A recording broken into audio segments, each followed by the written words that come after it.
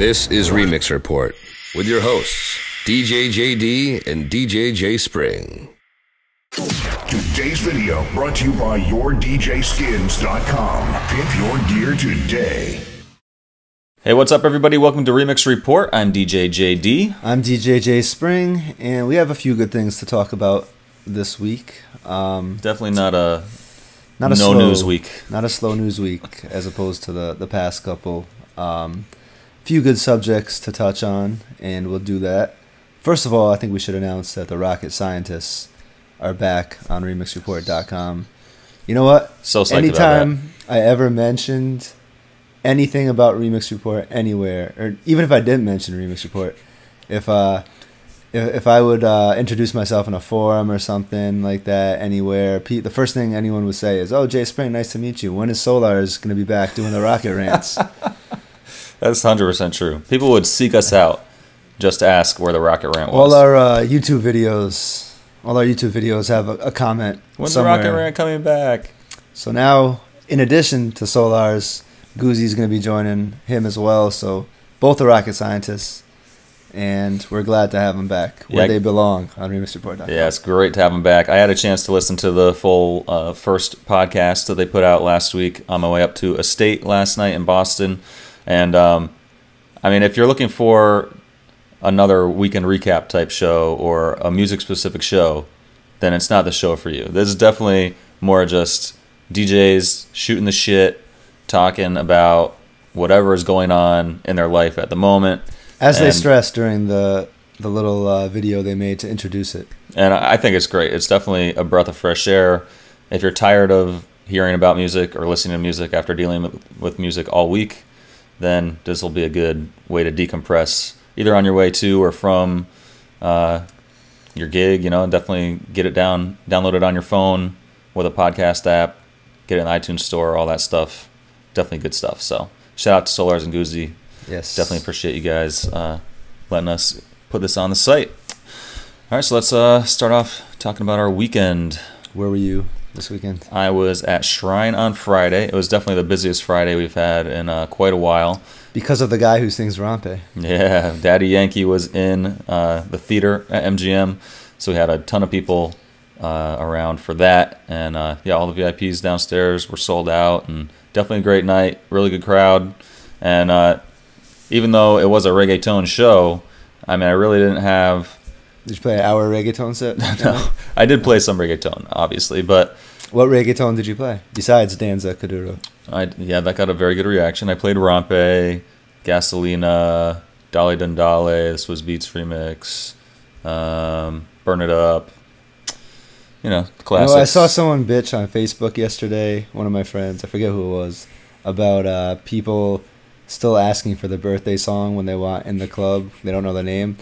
But I've never heard a song butchered as much as Danza Kuduro. I mean, I don't know if I'm pronouncing it exactly right, Danza, whatever it is, but the way, you must have gotten some weird requests in the last 6 months for that song.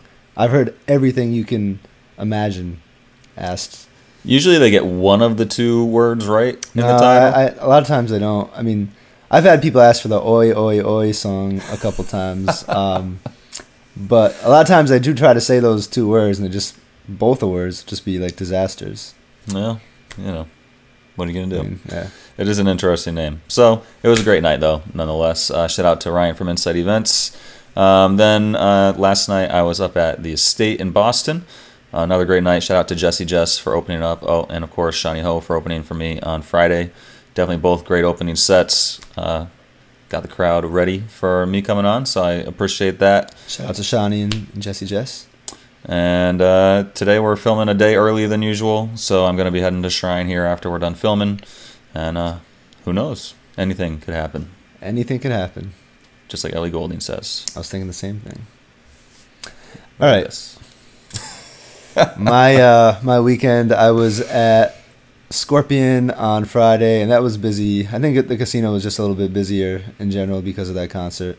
So it was. I didn't really play any reggaeton. I played the Oi Oi Oi song. Russian Lady. Hashtag Oi Oi Oi. Yeah, Russian Lady on Saturday night last night. was pretty good. It's always pretty packed there.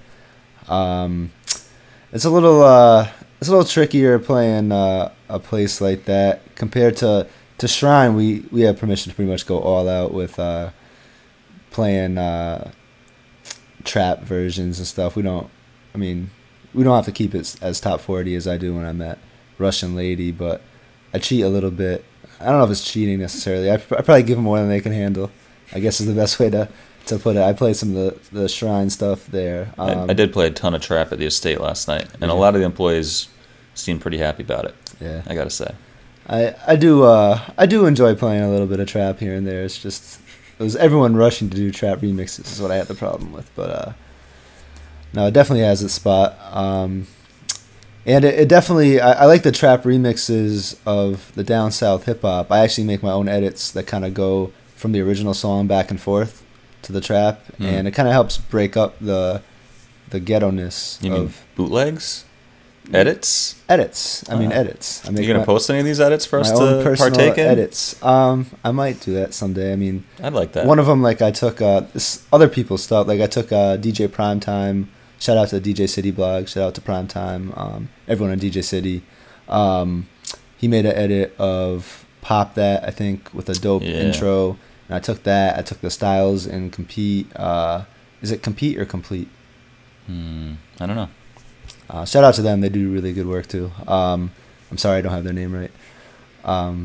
But I took their two versions and kind of put them together. And I like doing stuff like that. It just breaks up. So you're not just playing, when you play your down south hip hop set, you're not just playing strictly down south hip hop for 20 minutes, which some club owners might not appreciate. Yeah, they might frown upon that. Speaking of trap music, Inferno just came out with a really dope Click trap remix. Well, the remix itself is dope, but the video where he shows him doing it live is just unbelievable. Right. Beyond dope. This is something that all DJs, I don't know how many people have shared this video. 25,000 views last time I saw, so a couple people have seen it. And it's almost like a viral Facebook thing, at least among DJs, and I'm sure even non-DJs have seen this and can respect this. Just another level is really the best way to put it. And he did it with a smile the whole time, too. He definitely takes his DMC turntablism background and puts it to good use when he's doing these videos in his live remix project. And you can see some of those turntablism skills put to use as far as like using the pitch slider on the turntable to change the pitch at one point, and definitely some little body tricks behind the back kind of stuff. I want to ask him, spice it up. If when he made the actual remix, if he did that using the turntable or if he actually produced the synths, and I wonder how that little Dutch part where he was. We'll have to ask him. Well, I mean, I know all that stuff is. Most of that stuff for the actual released remix is done on the computer. I would assume. But it is kind of interesting. Yeah, next time we talk to him, we got to pick his brain as far as the thought process goes. Like, I'm sure it probably goes back and forth between whether he's practicing stuff live and seeing how he can work that into the remix versus doing stuff on the computer and then seeing if he can do it live. I mean, I wonder if there's one way that he goes over the other, or if it's kind of a little of both. I don't know. Whatever he does, it's incredible and just another level. You know, we always talk about what we talked about in the past, how when we hear teachers, certain teachers sometimes complain like they should be paid the big bucks, not athletes and actors. And the counter argument to that is that if teachers did get paid $10 million a year, the teacher who's bitching probably wouldn't have the job anymore, because it'd be the engineers and stuff who really are dedicated to working their asses off, and some of the people who are naturally just really, really smart, those guys would probably have your job. That's just how the world works. And the same thing goes with DJing too. Like, I mean, what percentage of the population, I mean, we all joke that now everyone in the world is a DJ, but seriously, what percentage of the population is a DJ? Or at least the people between 20 and 35, what is it, maybe like 1% of people? I don't know how much. Probably even less than that, I would imagine. I mean, we sometimes overreact because we know everyone who's a DJ, but in reality, there's a lot of non-DJs out there. And our jobs wouldn't be as safe if everyone in the world they had to try DJing first. Who knows if we'd still be able to compete with everyone. But Inferno, I have a feeling, would still be at the top, regardless of whether everyone was to DJ. Just the stuff he does is just unbelievable. So, yeah, shout out to Inferno. To Inferno, yes. Some other news coming out this week. Notorious B.I.G.'s autopsy report finally released. What is this? It wasn't pretty. 15, 16 years later. Yeah, not pretty.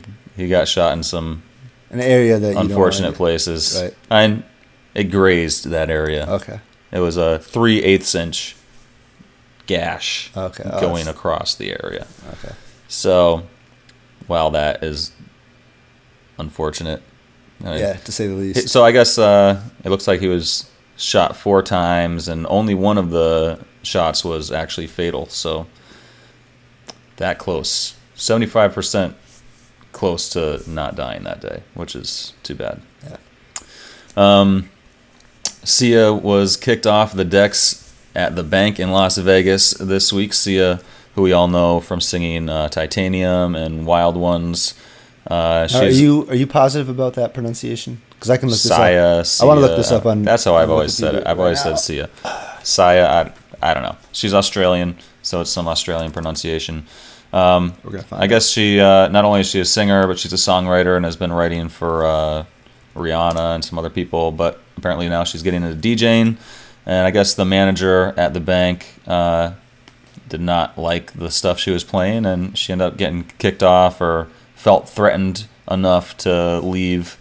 And she tweeted about it. You can check her Twitter, but she didn't seem too happy about it. I have no idea what that says. Do you know how to? And she's 36. Do you know how to read That's this? That's amazing. No, I don't know. Interesting. Wow. Yeah, that didn't help at all. I would have thought she was younger, but hey, there you go.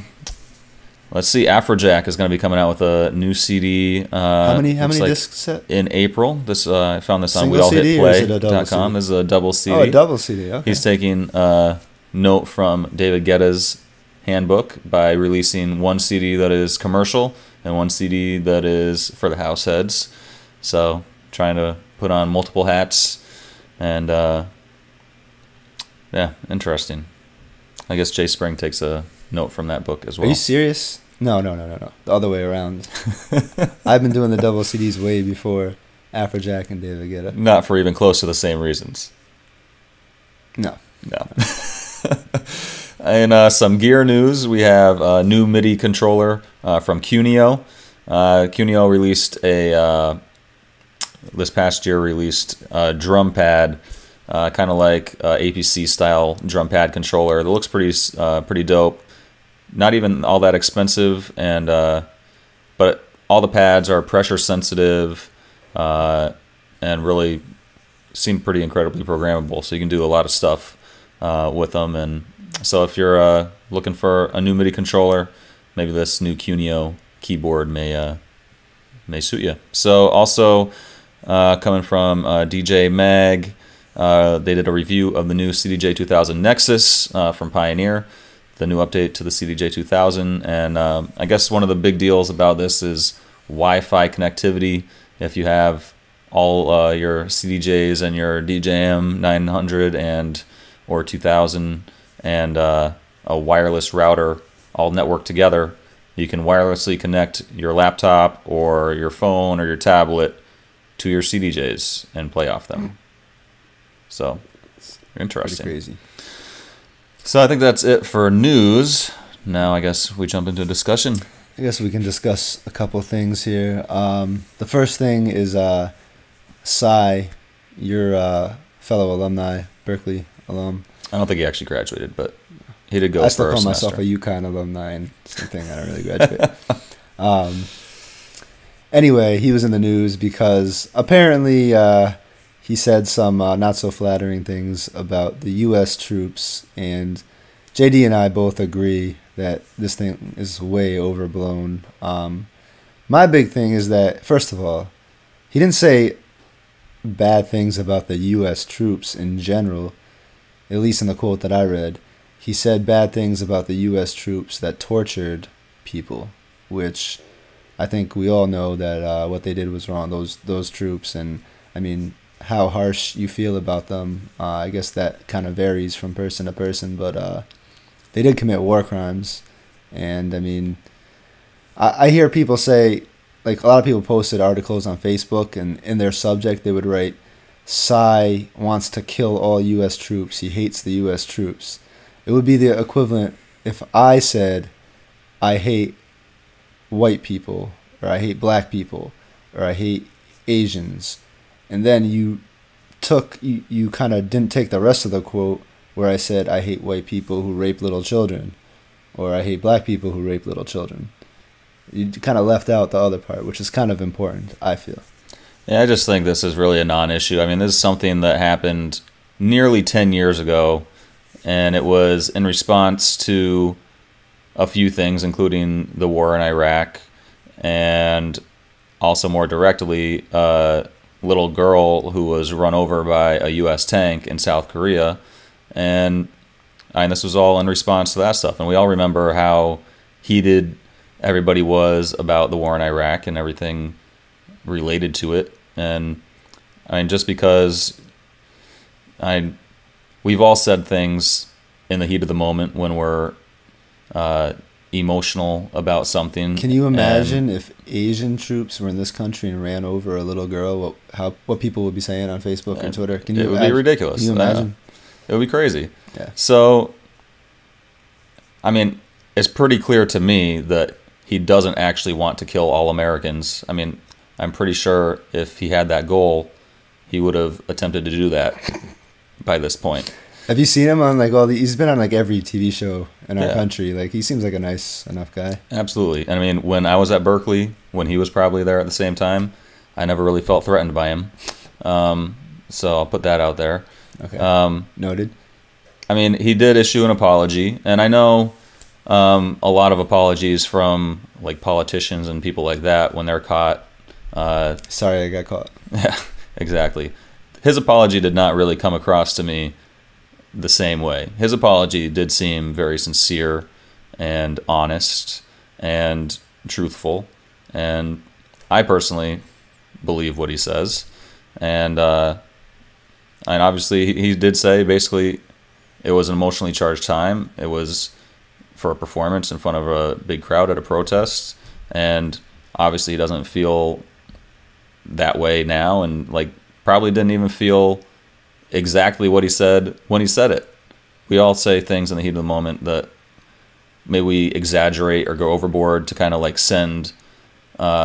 really send it home to who we're trying to get it across to, but it doesn't mean we actually 100% believe that or want that to happen. It's just a mechanism we use to get something across. I mean, like in the heat of our argument, you even said you thought deadmau5 wasn't a DJ. We all say stuff that necessarily people don't like seem to me, like just heat of the moment, right?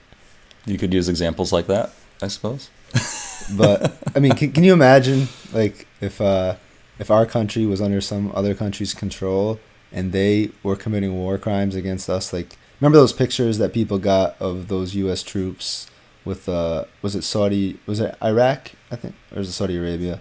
I think it was Iraq. Remember we had like they were covered or something. They were doing silly stuff with them. Can you imagine if that was the other way around, the way people would react? I know. And the other thing is, like, people are saying, oh, well, if you still play Gangnam Style or support Psy, then you're not American. Well, in America, we have this thing called free speech. Maybe you have heard about it, and maybe you would support it as well since you're so American yourself. I don't know. So I don't support Gangnam Style, but for totally other reasons. Obviously, he has also performed for our troops recently in support of our troops, in support of what they do, in support of them. So, I mean, this is something happened a long time ago. I think it's totally a non-issue. And obviously, we 100% support the troops, all the police officers in this country. When they're doing wacky stuff like violating the ethical codes and stuff, then we could talk about those particular troops. Overall, we love the troops, but I can understand why Psy might have been mad at those particular ones that were torturing prisoners of war. I can understand that. Yep. All right, so that's our thought on the issue. I'm sure other people will like to chime in, but yeah, love to hear what you think about it as well. And the other big story this week, Al who? Walser. Al Walser? Who's that? It's a pretty crazy story. I would say if you're gonna read any of the articles that we posted, maybe read one of the first ones, and then also check that article that says how they thought that maybe he achieved this Grammy nomination for Best EDM Song. Oh my goodness! I get a kick out of it, as I wrote in the article. I read this article and I'm trying to picture it from like my mom reading this article, and when it says that he's an unknown person got a nomination, like as I said, it doesn't really describe the magnitude of this just by saying he's an unknown artist, because he's more than just unknown. Like, yeah, I mean, last year, a girl I went to college with, Esperanza Spalding, was an unknown jazz artist who got nominated and actually won in her category. The difference is she's amazingly talented, like ridiculously talented in her category. I still have issue with that, actually. And this guy, if you watch the video, has minimal talent, I would say. But I'm surprised anyone who's unknown, like your friend there, could get nominated. Because I mean, I would have thought that this was for like stuff that's out there. Like, if they had they have 5 nominations, I believe. If they had 4 ready for Best of 2012, and it was Levels, Skrillex, what were the 2 others? Calvin Harris, and Swedish House Mafia. If some little kid had some song that he produced in his basement in 2012, and he said, "Wait, hold the presses for a second. I want to submit this because this is really good," I would think no matter, even if it was the most amazing recording ever, I wouldn't think they would allow it. I would have thought this was for stuff that's actually out there. Well, yeah, you have to release an album. But you said your friend or was a song. You said your friend, not just she out released there. an album. I would think it would have to have some success as well. I mean, not necessarily. I mean, the Grammys is not supposed to be just a popularity contest. It's supposed to be a judgment of truly the best talent or best songs out there. So, I mean, consider this. So, I mean, if you go with talent, I think she won like Best New Artist in the jazz category, if I remember right. So, and that's different than Best EDM Dance Song, where 4 of the songs are super popular and one has never been played anywhere and was submitted and released 4 days before the deadline to release a song this year, just so he could have the chance to get it nominated somehow. I mean, we all have annoying people that we're friends with on Facebook who go overboard promoting stuff, and it seems like that article I was talking about, how he got it, that's what they said he did. It was just spam and troll every forum, and particularly I guess there's a forum designed for people who are part of the Grammys. A lot of voters in that forum. It's kind of silly they even have like a social networking site for those people. I guess supposedly that's what he did. I just can't believe that would work. I know their reasoning, or the person who wrote the article mentioned how it's because the EDM category is new and a lot of the voters are older, not necessarily into this whole thing. But I would just assume that with that being so, that they would either not vote. Can they withhold their vote if they don't know the category? I don't know for sure, but I would imagine. I would assume either one of the two, that they would not vote or do some research and not just go with a name you recognize. That just blows my mind that they did that, if that's indeed what happened. It is just pretty amazing. I guess he is hitting a lot of blogs and news outlets who are saying unflattering things about him with cease and desist letters, which is pretty ridiculous. And I wonder, I saw one of the bigger EDM DJs wrote on their Twitter, like they were hoping that this was like a Borat like prank, and I almost wonder if this is like, maybe this could possibly be a prank, not by the Grammys, but by Al Walser himself. Like, you remember what's that actor who wanted to become a rapper? Oh yeah. I can't think of his name. The guy from that Mel Gibson movie. He was in what other movies was he in? Oh my goodness. Yeah, we're getting really old. Johnny Cash one. Yeah, he was in the Johnny Cash. The guy with the little scar on his lip. And the M. Night Shyamalan movie with Mel Gibson. Yeah, that was The Rings. Was that The Rings? Signs. Signs, that's right. Yeah. Signs. Well, I wonder if this is the same kind of thing where someone's... Because I can't imagine he thought this was going to be good for his career.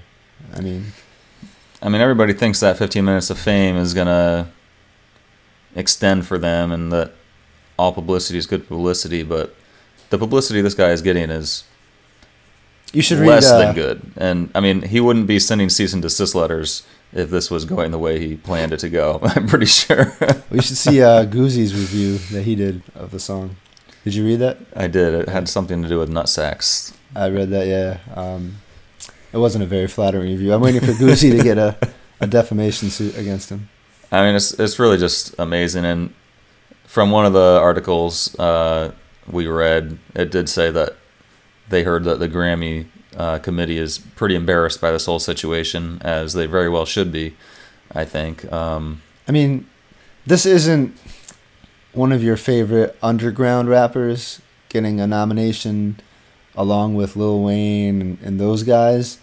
This is like a rapper who still doesn't have the good graphics on his CD cover. It's like he kind of wrote it. It's like he copied it in black and white at Staples. I'm pretty sure this guy is still on MySpace. Yeah, that's the kind of thing that we're dealing with here. Hopefully you guys have watched the little promo video of his world tour that was actually taken at one club.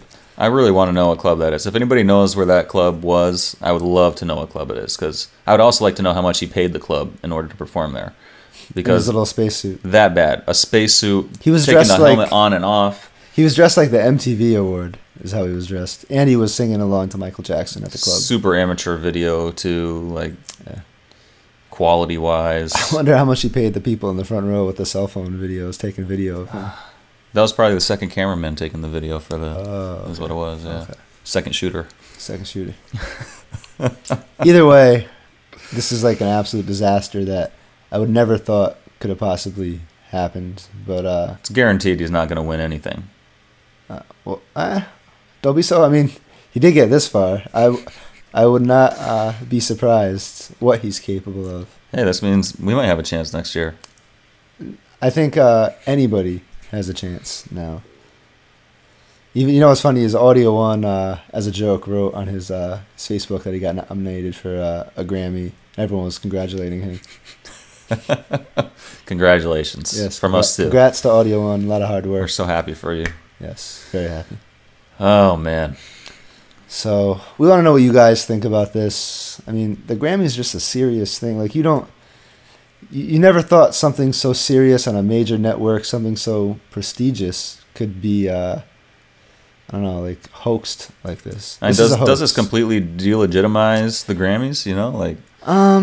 It's one thing. Like I said last year when Esperanza won, it's one thing when an unknown person wins who is actually super talented and has really good music. I still disagree with that, but you're right. You're right. It is two different things. It's another thing when someone wins and you look at all their press material and videos, and it's just like amateur hour. I just don't think unknown people should be nominated for the Grammys in general.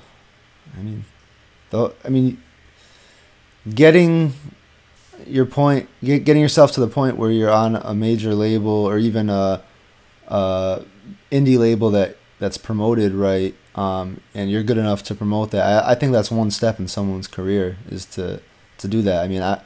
I wouldn't want to see best rap song go to some kid who one of the Grammy guys was walking to his car one day and some kid runs up to him and plays him a tape of the song and it's awesome. I wouldn't want the Grammys to be run that way. That's not how it. There are rules as far as even if this kid had the best song. I'm curious how your friend. But how did they hear of your friend? Is what I want to know. If she's unknown, and she was lesser known than the others. She's not completely unknown. Okay, so lesser known I can understand, but and she had multiple albums out. She's on a record label. All that so stuff. Walser has lots of albums and songs she's willing to promote to you as well. just the one that I'm aware of. I mean, how boring, though, would these events be if there was nothing unexpected that happened, though? I mean, is that what you want? Just a bunch of unknown dudes No. being nominated? Well, that's the thing. It's nice when it happens every now and then with someone who ends up being worthy of that title, but when it happens like this, not so much. I don't think this is a good thing for the Grammys. No, I agree. Not a good thing at all. I mean, this is almost the equivalent of like, this is such a big deal. This really is a big deal. Like this would be like me, like all of a sudden like showing up at Red Sox training camp and like everyone's like, how did you get here? And it's like, is this Rudy all over again for the Grammys? Yeah, this is just amazing to me. Well, yeah, like we said, let us know what you think about the whole subject. It's definitely interesting. We definitely want your input. Man, it'll be funny to see how this turns out in the long run. You know, there was a school teacher, not teacher, I'm sorry. This was in my high school, Waterford High School, where there's obviously in this age all sorts of rules about people who aren't students being able to get into the high school. And I don't know if you heard about this. This was in a local news. This is probably a couple of years ago. A gentleman who was, I want to say, probably in his late 40s, early 50s, somehow fudged the paperwork to pretend to be a student or something. I remember this, yeah. And he was able to get in classes and stuff, and it took a day or two or something before they figured out he wasn't. It was kind of weird that he did this in the first place. I guess it was just like to prove a point that you could actually fake paperwork and be a student if you wanted to be. I kind of understand how that was able to happen with Waterford High School, but I would have thought to do this in the Grammys would just be like just impossible, absolutely impossible. Yeah, it should be on another level. I would think so. Apparently not. No. All right, that's all I have to say, I promise. All right. Well, let us know what you think right down there in the comments. Or you can always email us, remixreport@gmail.com.